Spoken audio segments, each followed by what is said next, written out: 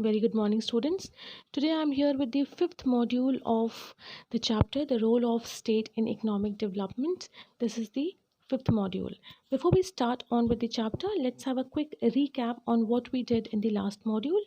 We learned about the concept of what is tax, direct and indirect taxes, and its merits and demerits. Now, in this module, we are going to talk about the types of taxes. Before we start, let me tell you, we have four types of taxes and we'll be discussing all the four of them individually. Now, the first one is proportional tax. Proportional tax is the taxing mechanism in which the taxing authority charges the same rate of tax from each taxpayer irrespective of their income. This means that lower class or middle class or upper class pays the same amount of tax. So as the name itself defines people, it is a proportional tax wherein every class of people, be it lower class, middle class, upper class, have to pay the same amount of tax irrespective of their income. The income do not matter. For example, the low income taxpayer would pay 10%, the middle income taxpayer would pay 10%, and the higher income taxpayer would also pay 10%. There is no rebate for anybody. So in proportional tax, everybody has to pay the same amount of tax. The next we have progressive tax. As the name itself says progressive, let's read out what's written.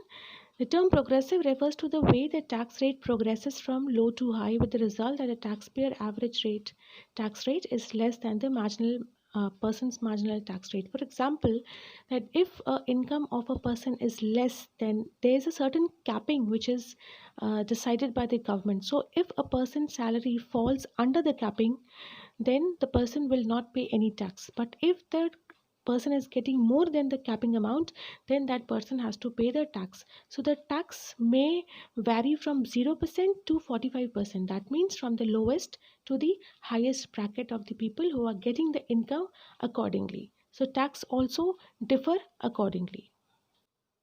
The next is regressive tax. Under this taxation, the tax rate diminishes as the taxable amount increases. In other words, there is an inverse relationship between the tax rate and the taxable income. The rate of taxation increases as the income of taxpayer decreases. That means regressive taxes play more burden and place more burden on low income earners. Since they are flat taxes, they take a higher percentage of income on the poor than on the high income earners, which means a poor who has to pay 10% tax is going to give up max his 10% of his salary, and it's going to affect the 10% of his salary. But if the 10% salary of a rich person is going as a tax, he is negligibly affected. So the poor have the more burden of this regressive taxes. And the last one is digressive tax. Any tax in which the rate decreases as the amount subject to taxation increases. Revenue enhancement example, taxation charges against the citizen, person or property or activity for support of government. To understand in a better way, let's see the second line. The tax is also called digressive when the rate of progression in taxation does not increase in the same proportion as income increases. Means, understand people.